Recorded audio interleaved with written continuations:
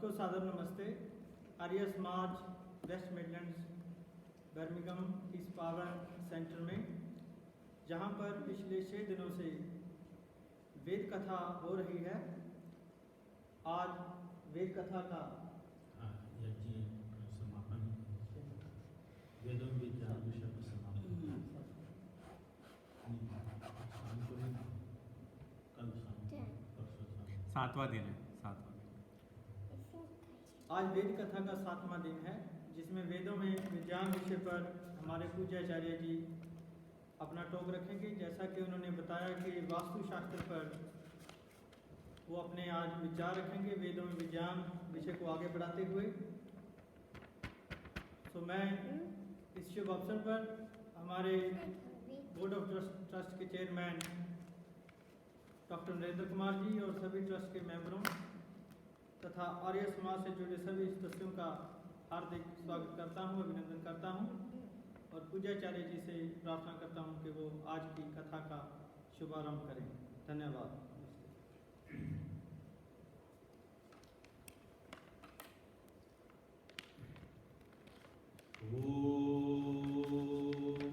त्वं जिनः पिता वसु त्वं माता शतक्रतो बभूविथ अथ ते सुम्नमीमहे हिरण्यगर्भः समवर्तताग्रे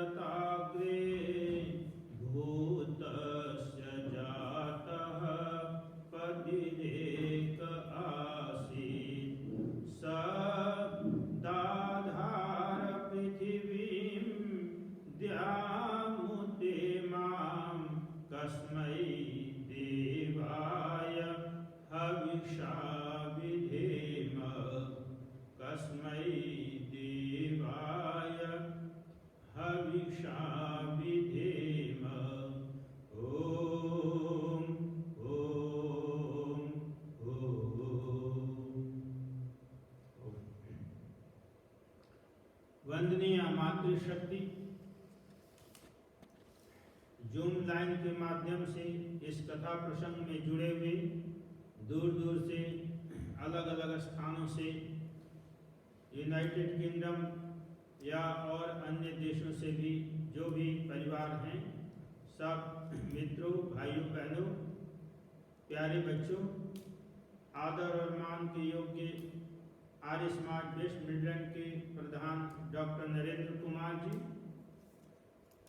आज वेदों में विज्ञान विषय को आज के इस प्रवचन के माध्यम से हम समापन करने जा रहे हैं। और आज बहुत ही रोचक विषय, जो आपके मनपसंद विषय है, जिसे हम वास्तुशास्त्र कहते हैं, उसको आर्किटेक्चर, अंग्रेजी में आर्किटेक्चर कहते हैं। जब भी आप घर बनाते हैं तो सबसे पहले आर्किटेक्चर को मिलते हैं, एक नक्शा बनाते हैं, और ये सब विधान वेदों में पहले ही बताया हुआ है कि इसके लिए आपको एक मानपति अर्थात जो माप करता है, सूत्रधार अर्थात सूते आदि का प्रयोग करके घर को बनाने में जो है सारे साधनों को लगाता है। आप देखते हैं सूता लगाते हैं, नापते हैं, आज की भाषा में वो इंची टाइप बन गई। तो इस तरह से सूत्रकार आदि भी इंजीनियर को कहा जाता है, आर्किटेक्चर को। ये सब वेदों में बताया गया है। तो उससे पहले आपका मन फ्रेश हो, कुछ पंक्तियां इससे संबंधित हम जो है गाएंगे, जो एक गृह, एक भवन के निर्माण पर आधारित है। एक गृह एक परिवार के लिए बनाया जाए तो कैसा बनाया जाए, कैसा हो, इससे संबंधित आप इसका आनंद लीजिए। भवन का निर्माण हो, सुखों का विस्तार हो, भवन का निर्माण हो, सुखों का विस्तार हो, बच्चों का हो बाग बगीचा पति पत्नी का प्यार हो, बच्चों का हो बाग बगीचा, पति पत्नी का प्यार हो, भवन का निर्माण हो, सुखों का विस्तार हो, बच्चों का हो बाग बगीचा, पति पत्नी का प्यार हो, खिड़की दरवाजे का, आंगन बहारों का, खिड़की दरवाजों का, आंगन बहारों का, भवन बनाने से पहले पक्का बनाओ उसका नक्शा, भवन बनाने से पहले पक्का बनाओ उसका नक्शा, चारों ओर हरियाली हो, पानी का सुतार हो, चारों ओर हरियाली हो, पानी का सुतार हो, बच्चों का हो बाग बगीचा, पति पत्नी का प्यार हो, बच्चों का हो बाग बगीचा, पति पत्नी का प्यार हो, मानपति अभियंता है, गृहपति घर का मालिक, मानपति अभियंता है, गृहपति घर का मालिक, गृह देवी का मन भावन, पाकशाला बने सुंदर, गृह देवी का मन भावन, पाकशाला बने सुंदर, अतिथिशाला स्वाध्याय कक्ष, रति कक्ष विस्तार हो, अतिथिशाला स्वाध्याय कक्ष, रति कक्ष विस्तार हो, बच्चों का हो बाग बगीचा, पति पत्नी का प्यार हो, बच्चों का हो बाग बगीचा, पति पत्नी का प्यार हो, भवन का निर्माण हो, सुखों का विस्तार हो, बच्चों का हो बाग बगीचा, पति पत्नी का प्यार हो, शिलान्यास रखना पक्का, शिलान्यास रखना पक्का, नींव पक्की दान हो, शिलान्यास रखना पक्का, नींव पक्की दान हो, तालाब चिंतन बुरा नहीं है, नहाने का इंतजाम हो, तालाब चिंतन बुरा नहीं है, नहाने का इंतजाम हो, यज्ञशाला सुख आश्रय है, यज्ञशाला सुख आश्रय है, उमेश कहे विस्तार हो, बच्चों का हो बाग बगीचा, पति पत्नी का प्यार हो, बच्चों का हो बाग बगीचा, पति पत्नी का प्यार हो, भवन का निर्माण हो, सुखों का विस्तार हो, भवन का निर्माण हो, सुखों का विस्तार हो, बच्चों का हो बाग बगीचा, पति पत्नी का प्यार हो, बच्चों का हो बाग बगीचा, पति पत्नी का प्यार हो।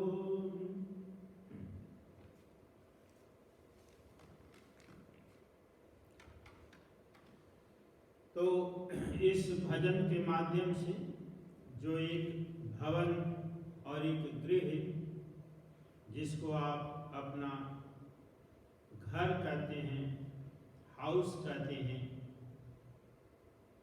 उसके बारे में जो है हमने कुछ भाव व्यक्त किया इसमें, लेकिन हम इसे विस्तार से पढ़ते हैं, विस्तार से जानते हैं कि वास्तुशास्त्र क्या है?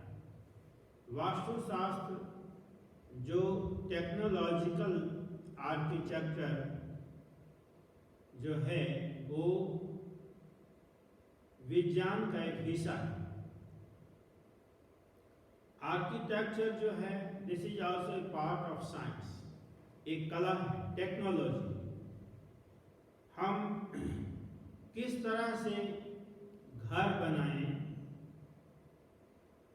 किस तरह से गांव बनाएं, वसति, वेदों में शब्द आया है वसति। वसति का मतलब क्या है? उसी को अब हम साधारण भाषा में बोलते हैं वस्ती। यूपी में ये शब्द बहुत प्रयोग होता है, भारतवर्ष के उत्तर प्रदेश में वस्ती है ना। यहाँ से वह वस्ती इतने किलोमीटर दूर है, तो वस्ती का मतलब होता है गांव। वसति जहाँ यत्र जनाः वसन्ति, यत्र जनाः वसन्ति है ना, वह क्या है? तत् वसति, वह वस्ती है, वह वस्ती है। और इसी तरह से दुर्ग, दुर्ग का मतलब क्या है? राजाओं का जो किला हुआ करता था उसको हम दुर्ग कहते हैं। दुर्ग क्यों कहते हैं? इसलिए कि वो किला तक दुश्मनों को पहुंचने में बहुत कठिनाई होती है। दुर्ग, दुर्ग का मतलब है मुश्किल से वहां पहुंचना। दुर्ग, दुह मतलब मुश्किल से, ग मतलब पहुंचना। तो दुर्ग बनाया जाता था। राजाओं का जो दुर्ग होता था बहुत सुरक्षित, और इस तरह से, और वेदों में लिखा हुआ है कि दुर्ग बनाए तो उससे बाहर चारों तरफ जो है बर्फ की परत जो है बनाए, या इस प्रकार का ऐसे नाला बनाए जिसमें कुछ जो है पानी आदि भी भरा हुआ हो। इन सारी चीजों का मतलब क्या है कि वो दुर्ग तक दुश्मन जो है सीधा अटैक ना कर सके, दुर्ग पर सीधा जो है वहां तक ना पहुंच पाए, इसलिए इस प्रकार के दुर्ग का नक्शा बनाया जाता था। और फिर कहते हैं पूर्व, पूर्व बनाओ। पूर्व का मतलब है ना, जैसे गांव का नाम देते हैं ना, कहीं कानपुर, ऐसे ही कहीं किसी के नाम से कर देते जगदीशपुर, जबलपुर, इस तरह से ऐसे नाम दिया जाता है। तो पूर्व का मतलब भी नगर होता है। पूर्व का मतलब नगर। कैसे गांव बनाना है, कैसे नगर बनाना है, और इसी तरह से जो है किस प्रकार से घर बनाना है, इन सारी चीजों का विस्तार जो है वेदों में बहुत ही अच्छी प्रकार से बताया गया है।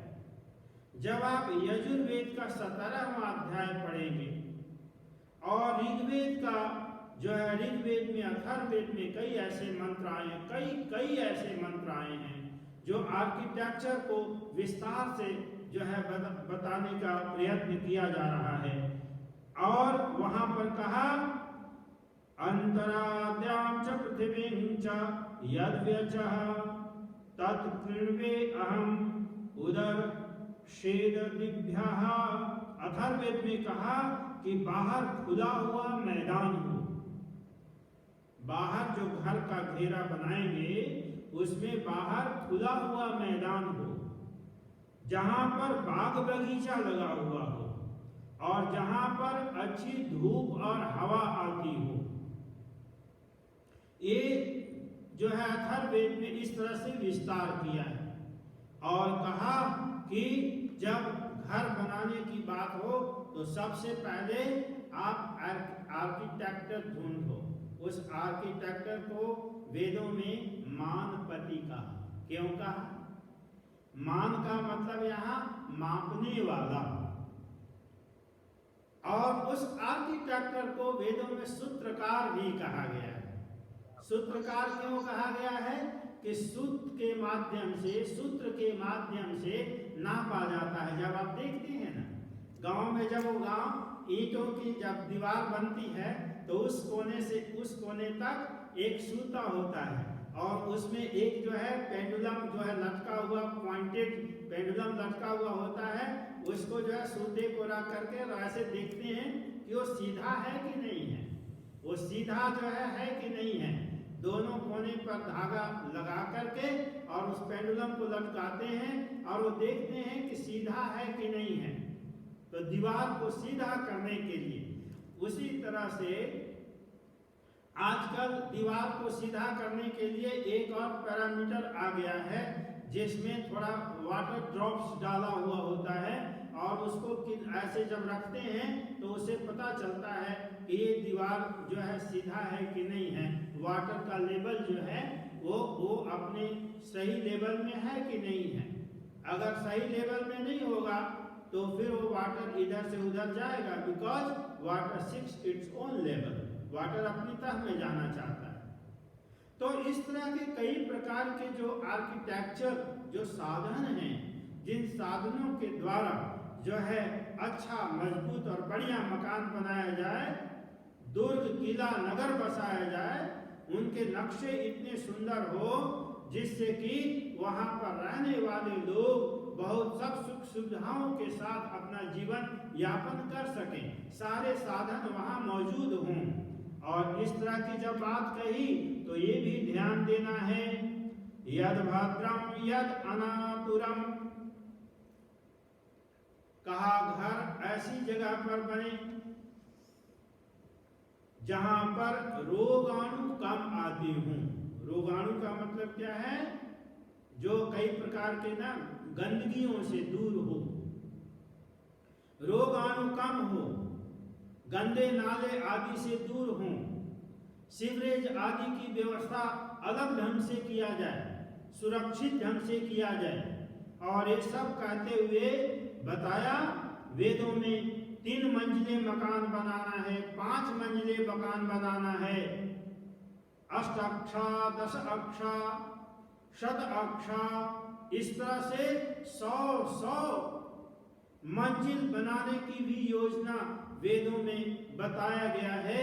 आज आप देख रहे हैं ना, टावर बनाते हैं लोग, टावर 30 मंजिला 35 मंजिला 50 मंजिल तक जो है टावर ले जाते हैं। विदेशों में तो खूब ही मिलता है और अब इंडिया में भी, भारतवर्ष में भी इसको दिखा रहे हैं। लेकिन हम तो खुश हो जाते हैं कि आज ये टेक्नोलॉजी बढ़ी है, आज नहीं बढ़ी है, ये वेदों में ही जो है वैदिक काल से ही है। तो अब आप अगर थोड़ा ध्यान दौड़ाएं, साउथ में अभी भी, भारतवर्ष में साउथ में अभी भी ऐसे ऐसे मंदिर बने हुए हैं, गगनचुंबी मंदिर बने हुए हैं, उसमें इतनी प्रकार की जो है वहाँ टेक्नोलॉजी दी हुई है, आर्किटेक्चर दी हुई है, नक्शा, और इस तरह के अलग अलग भिन्न भिन्न प्रकार के मनमोहक मूर्तियों का रूप दिया हुआ है कि वहाँ जब आप नजर देखने लग जाते हैं तो आपका नजर वहाँ टिक जाता है। तो वो तो हजारों वर्ष पहले का है। तो अब जो है, अब जो कुछ भी बना है वो सब उसी की नकल आ रही है। और रामायण में आपने देखा ना, जब रामायण में रामेश्वरम में सेतु बांधने की बात आई तो नल जैसा इंजीनियर वहां पर जो सेतु का निर्माण कर देता है। कितना बड़ा बड़ा काबिल इंजीनियर हुआ करते थे, अभियंता आर्किटेक्टर होते थे। और वेदों में कहा वातानुकूलित भवन, एयर कंडीशंस बनाने के लिए बहुत सुंदर एक वेद मंत्र पढ़ा गया। कहा आयने ते परायने दुर्वारोहतु पुष्पिनी मध्ये हृदयस्य दोग्रिहा पराचीना मुखाकृधि हिमस्य त्वाजरायुना शादे परिव्ययामसि शीत हृदयहीनो भूवो अग्नि कृणोतु भेषजम्। कहता है कि वातानुकूलित घर बनाने की भी अगर आप विचार करते हैं तो वैसा आप बना सकते हैं।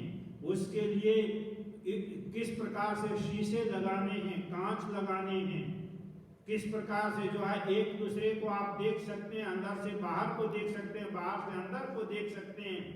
कहीं से कोई जो है एयर प्रवेश अनावश्यक एयर प्रवेश नहीं कर रहा है।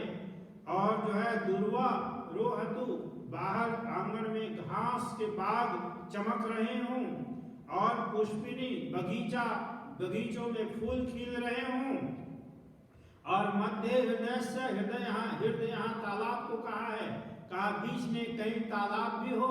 आज देखते हैं ना, बड़े बड़े घर जब बनाते हैं, यहाँ विदेशों में तो बहुत मिल जाता है ना, और बड़े बड़े राजाओं के महलों में मिल जाता था, बीच में तालाब, रानी और सबको नहाने के लिए। आज यहाँ अपने घर में छोटा ही टैंक बना रहे हैं ना। ये सब आज का डेवलपमेंट नहीं है, ये वैदिक काल का डेवलपमेंट है। वहीं पर वहां से ही ये उपदेश आया, और वो अलग अलग भाषाओं में जा करके, है ना, वो अपने अपने ढंग से लोग इसको विकसित कर रहे हैं, लेकिन ये वेदों में ही बताया गया है। और कहा कि घर ऐसा बने, मकान ऐसा बने जहां अग्नि अर्थात धूप, अग्नि का सोर्स क्या है? सूर्य। तो सूर्य का धूप और अग्नि जलने की व्यवस्था, चूल्हा, किचन की प्रॉपर व्यवस्था होनी चाहिए, और हवा का प्रवेश भी प्रॉपर होना चाहिए। खिड़कियों, झरोखों, द्वारों, दरवाजों, इन सब की दिशाओं का सही ख्याल होना चाहिए। मैं कई बार घरों में जाता हूँ हवन करवाने, तो वहां देखता हूँ, पूछता हूँ पूरब किधर से है, तो फिर वो बताते हैं कैंपस दे करके इधर से है। तो कई बार मैं जब बैठने लगता हूँ, पुरोहित का आसन साउथ में होना चाहिए, तो साउथ में जब बैठने लगता हूँ तो दरवाजा ही जो है बीच में, पीछे दरवाजा जो है बीच में आ जाता है। कभी भी दरवाजा साउथ में नहीं खुलना चाहिए। दरवाजा जो है हमेशा पूरब की ओर, पश्चिम की ओर खुले। उत्तर की ओर भी खुल सकता है, नॉर्थ की ओर भी दरवाजा खुल सकता है। और इस प्रकार के दरवाजे हों, अगर साउथ की ओर दरवाजा खुले तो बीच में ना खुले, कॉर्नर पे खुले, ताकि बीच की दीवार जो है आपको बैठने आदि की व्यवस्था जो है, सब जो है धर्म आदि कार्य करने की व्यवस्था में सुविधा बने। यज्ञशाला बननी चाहिए। तो वेदों में कहा यजुर्वेद में कहा हिमस्य त्वाजरायुराग्ने परिव्यायामसि पावको अस्मभ्यम शिवो भव। कहा कि इस तरह की व्यवस्था हो जहां पर यज्ञशाला बने, शिवो भव, कल्याणकारी जो है बातें होती हों। व्यायामशाला बननी चाहिए, अतिथिशाला अलग बननी चाहिए। और सबसे बढ़िया कहा अतिथिशाला के साथ साथ में जो है ऐसा हो कि पति और पत्नी को, एक बहुत बढ़िया जो है बता, एक मंत्र आता है, उस मंत्र में हविर्धानम अग्निशालम पत्नीनाम सदनम सदः। हविर्धानम अन्न रखने के सारे जो है स्टोर, अन्न आदि रखने का स्टोर समुचित जगह पे हो, जो निकालने करने में बार बार परेशानी ना होती हो। समय बहुत जल्दी भागने लग जाता है, क्या कहूँ, है ना। अग्निशालम, और यज्ञशाला जहाँ पर यज्ञ होता हो, और पत्नीनाम सदनम सतः, और पत्नियों को रहने के लिए प्रॉपर जगह, एक कमरा, कक्ष होना चाहिए, जिसको वेदों में रति कक्ष कहा है। रति कक्ष का मतलब क्या है? बेडरूम, है ना। रति, बड़े बड़े बेडरूम, बड़े सुंदर आकर्षक शीशे वादी लगा करके, है ना, सब कुछ सुंदर, कहीं अच्छी अच्छी बत्तियां, लाइट आदि लगा करके मनमोहक बेडरूम का जो है चित्रण करते हैं। तो वेदों में लिखा है, कहा रति कक्ष अलग मर्यादा को पालन करने के लिए, बच्चों का घर, स्वाध्याय कक्ष अलग होना चाहिए, स्टडी रूम। आज स्टडी रूम का कंसेप्ट है ना। तो ये सारी चीजें जो हैं वेद में लिखा है। और कहा सदो देवानामसि देवी, अथर्ववेद में कहा कि देवानाम का मतलब आए गए विद्वान अतिथियों के लिए भी घर में एक प्रॉपर स्थान होना चाहिए, गौशाला होनी चाहिए।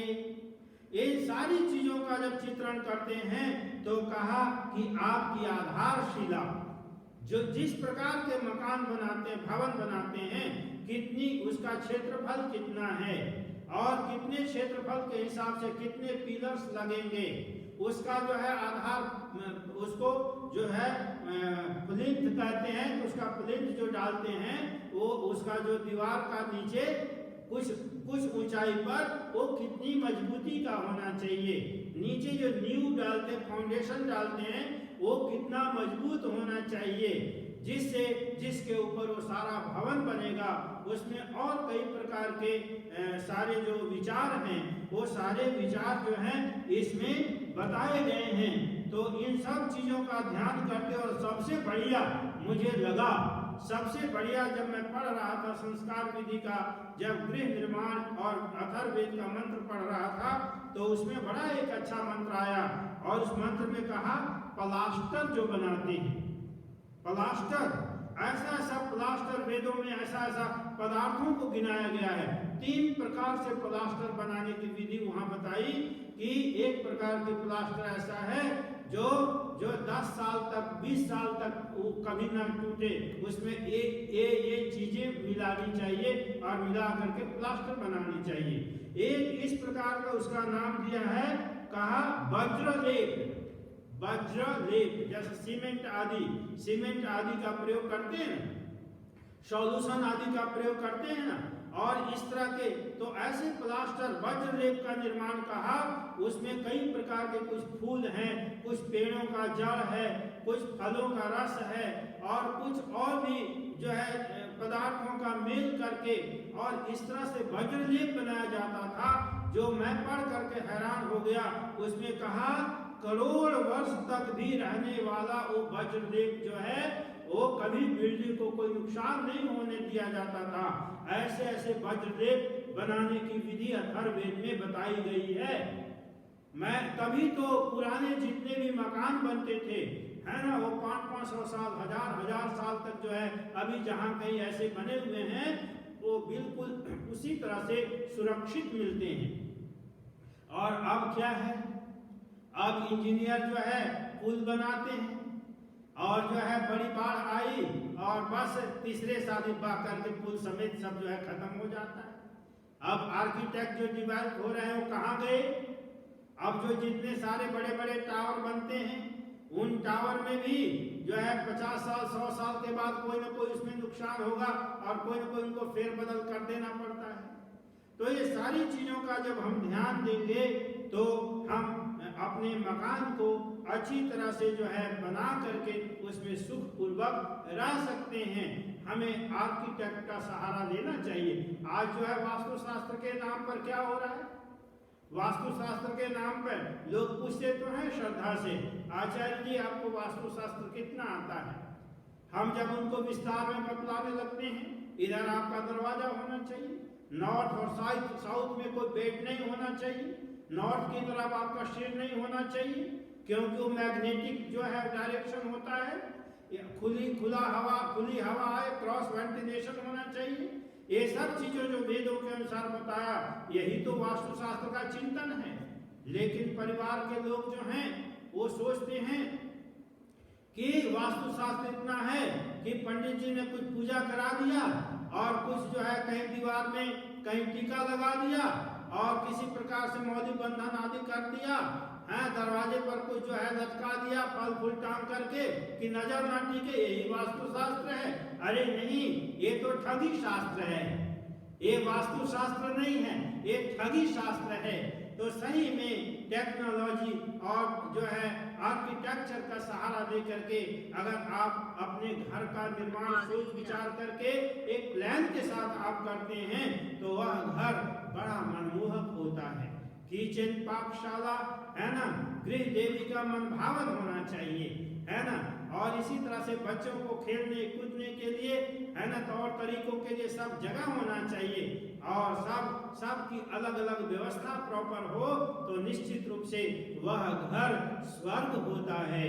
और सबसे बड़ी बात, उस घर में रहने वाले एक दूसरे की इज्जत करने वाले हों, एक दूसरे का मान करने वाले हों, सम्मान करने वाले हों, वो जो है मानसिक साइंस जिसको है, आपको साइकोलॉजी और जो है मानसिक संस्कार और विचारों का विज्ञान जब आपके जीवन में आ जाता है तो उससे वहाँ पर रहते हुए पति पत्नी बाल बच्चे बड़े छोटे सब आमोद प्रमोद से उस घर में रह के आनंद से अपना जीवन बिताते हैं। तो समय ज़्यादा न होने से मैं आपको ज़्यादा कुछ अब नहीं बता पाऊंगा। हमें इतना विचार करना है कि हम जो कुछ भी बनाएं कल्याण के भाव से बनाएं, ईमानदारी से बनाएं, टिकाऊ बनाएं और लंबे समय तक जो है वो हमें सुख देने वाला हो। हमारे पुत्रों का पुत्र आगे से आगे आने वाली अनुयायी इस कल्चर को आगे जो है निर्वहन उसका करते रहें। तो इस प्रकार का हमारा सुखदायी सुखों का आश्रय मकान होना चाहिए। तो इन्हीं शब्दों के साथ समय तो हो चला है, मैं अपनी वाणी को विराम देता हूँ और जो है इस वास्तुशास्त्र को ध्यान में रखते हुए आप अपने घर को आगे खूबसूरत बनाने की कोशिश करते रहें। तो मैं आज जो वेदों में विज्ञान जो विषय था, अलग अलग विषयों पर आपने सुना, कभी फिजिक्स के बारे में, कभी रिएक्शन मैथ जो है केमिस्ट्री के बारे में, कभी जो है आपने सुना कुछ गणित के बारे में और गुरुत्वाकर्षण आदि के बारे में। तो नानाविध हमने तो अभी बहुत थोड़ा सा आपकी इंटरेस्ट को जगाने की कोशिश की है। वेदों में विज्ञान भरा पड़ा है, आप जब उसको अलग अलग ढंग से आप पढ़ेंगे तो आपको बहुत आनंद आएगा। और खास करके जो फिजिक्स केमिस्ट्री मैथ के जो विद्यार्थी हैं और उसके जो विद्वान हैं वो अगर इन चीज़ों को पढ़ेंगे तो और ज़्यादा उनको आनंद आएगा। लेकिन उनको पढ़ने के लिए हमारे जैसे विद्वान के भी सहारा की जरूरत पड़ेगी, क्योंकि कई ऐसे टर्म्स हैं जिन टर्म को समझने के लिए उन्हें जो है एक दूसरे को मिल करके विचार करने की जरूरत पड़ेगी। निश्चित रूप से हम और आप मिल जाएंगे तो हम जो है वेद को आगे से आगे बढ़ाएंगे और इस तरह से हम जो है अपने जीवन को चलाते रहेंगे और अपने ज्ञान विज्ञान को बढ़ाते रहेंगे। तो आइए हम इसको जो है जानें अच्छी तरह से और समझें और अपने चिंतन का विषय बनाएं। तो जो थोड़ा सा समय रह गया है, मैं कई बार विचार करता हूँ कि प्रवचन हो, टॉक हो, जो सुनने वाले के मन और सुनने वाले के दिमाग के स्तर तक जो है वो सेट कर जाए, है ना। तो वो बात है। तो कई बार मैं सोचता हूँ कि मैं बोल तो रहा हूँ और बोल भी बहुत गया, पता नहीं लोगों को कितना क्या समझ में आया। और मुझे इस बात का एक ख्याल आ रहा है, इसलिए इसका लेसन मुझे मिला जब मैंने पीएचडी की थी पंजाब यूनिवर्सिटी से और विषय भी मेरा था याजुष मंत्रों में अध्यात्म भावना यजुर्वेद का। तो करने के बाद में जब मैं एक बार जालंधर आर्य समाज में प्रवचन देने गया और वहाँ जब प्रवचन दिया तो मैं प्रवचन दे करके जब आया उस समय कुछ संस्कृताइज्ड वर्ड बहुत मेरे मुंह से निकलते थे, हिंदी के बड़े बड़े जो शब्दावली निकलते थे। तो जब मंच से नीचे आया तो कुछ 3-4 जो है माताएं आ गई और कहने लगी कि शास्त्री जी, तब मुझे शास्त्री जी बोलते थे, शास्त्री जी तुसी बोलिया तो बड़ा चंगा, तुसी बोलिया तो बड़ा चंगा, पर सानू पल्ले कुछ नहीं पाया, अर्थात मुझे कुछ समझ में कुछ नहीं आया। तो पहले जब बोला बोलिया तो बड़ा चंगा तो मन बड़ा खुश हुआ, जब बोला पल्ले कुछ नहीं पिया तो फिर मन जो है थोड़ा ठंडा हो गया।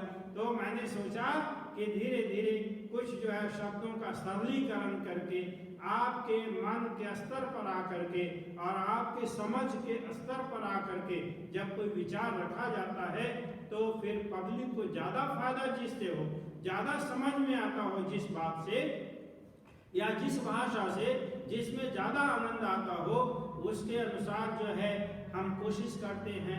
तो हमने कोशिश की है इस विषय को और कल और परसों योगी राज कृष्ण पर हम विचार देंगे, क्योंकि जन्माष्टमी आ रहा है और जन्माष्टमी में योगी राज कृष्ण के चरित्र को उभारना भी आवश्यक है। मैं अपनी वाणी को विराम देता हूँ और फिर आदरणीय प्रधान जी डॉक्टर नरेंद्र कुमार जी जो शेष समय है इसको आप जो है अपने कुछ विचारों से कवर करेंगे। तो आप सबने ध्यान से सुना है और इसका चिंतन मनन किया है। आप अपना फीडबैक भी दे सकते हैं और किसी तरह से और कोई पूछने का या किसी तरह से प्रश्न आपके मन में हो तो आप पूछ सकते हैं। उसका समाधान समय आने पर हम कर देंगे। तो आप सबको हृदय से धन्यवाद।